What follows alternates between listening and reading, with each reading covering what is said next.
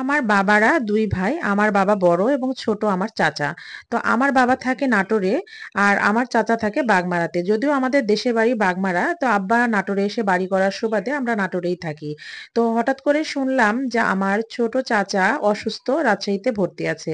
তাই চাচার সঙ্গে দেখা করতে যাচ্ছি। তো কোথায় যাচ্ছি সেটা নিয়ে থাকছে আজকে ছোট্ট ভিডিও। হ্যালো বন্ধুরা, আসসালামু আলাইকুম। হঠাৎ করেই ফোন কল আসলো যে আমার চাচা অসুস্থ, তাই তড়িঘড়ি করে বের হয়ে যাব। তো ভাবলাম ওখানে যেহেতু খাবার কিনেই খেতে হয় তাহলে ভাত রান্না করাই আছে, মাছ ভুনা করা ছিল এবং হাঁসের মাংস ভুনা আর ভাত আমি সঙ্গে নিয়ে যাচ্ছি। না নিয়ে গেলে তো কিনে খেতেই হবে, আর এই কারণে এগুলো নিয়ে আমি তড়িঘড়ি করে বের হচ্ছি। যদিও আমি একা যাব না, তোমাদের ভাইয়াকে ফোন করে দিয়েছি, ও বাসার নিচে এসে দাঁড়িয়ে আছে আর আমি এই তো দ্রুত নেমে যাচ্ছি। অলরেডি আমি এই তো বাসার নিচে নেমে এসেছি এবং এসে দেখলাম তোমাদের ভাইয়া আমার জন্য ওয়েট করছে। তা আমি তোমাদের ভাইয়ার সঙ্গে আর কি যাব। তো তোমাদের ভাইয়ার সঙ্গে যদিও আমাদের ছোট বেবিটাকেও সঙ্গে নিয়েছি, যেহেতু বাসাতে একা থাকবে, আমার বড় বেবিটা তো বাসাতে একাই থাকতে পারে। আর আমাদের বড় বেবি বাসার বাইরে এমনিতেও যেতে চায় না, এই কারণেই ও বাসাতেই থাকবে আর আমাদের ছোট বেবিটাকে সঙ্গে নিয়ে যাব, কারণ ওকে বাসাতে রেখে গেলে কান্নাকাটি করতে পারে। আমার ছোট বাচ্চা, আমাকে যেতেও হবে, আবার বাচ্চাকে রেখেও যেতে পারি না। তো এ কারণেই আর কি ছোট বাচ্চাটাকেও সঙ্গে নিয়ে নিলাম।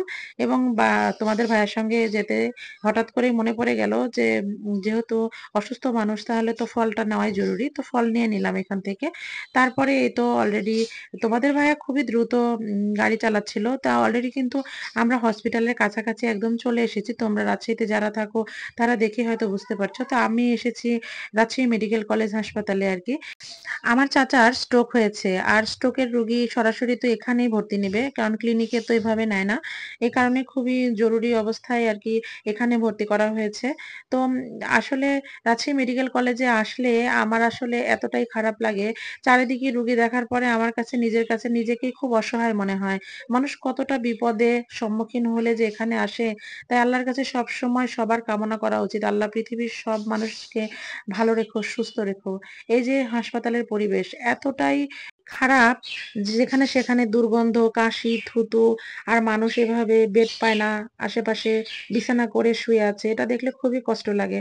কষ্টে বুকটা ফেটে যায়, কিন্তু আমাদের মতো মানুষের কিছুই করার নেই। অলরেডি কিন্তু আমি হসপিটালে আমার চাচার কাছেও পৌঁছে গেছি। তো আমি চাচার ফুটেজটা নিয়ে নিই। সবাই আমার চাচার জন্য দোয়া করো এবং আর শুধু আমার চাচার জন্য না, পৃথিবীতে যত অসহায় মানুষ আছে সবার জন্য সবাই দোয়া করো। আর আমি অলরেডি হাসপাতাল থেকে বেরও হয়ে গেছি। এখন কিন্তু সন্ধ্যা হয়ে গেছে।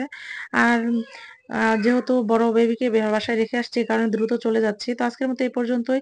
পরবর্তীতে নতুন কোনো ভিডিও নিয়ে আবার তোমাদের সামনে হাজির হব। সেই পর্যন্ত ভালো থাকো, সুস্থ থাকো। আর ভিডিওটি ভালো লাগলে লাইক, কমেন্টস এবং শেয়ার করো। ইউটিউব থেকে দেখে থাকলে চ্যানেলটা সাবস্ক্রাইব করো আর ফেসবুক পেজ থেকে দেখে থাকলে পেজটা ফলো দিয়ে পাশে থেকো। আল্লাহ হাফেজ।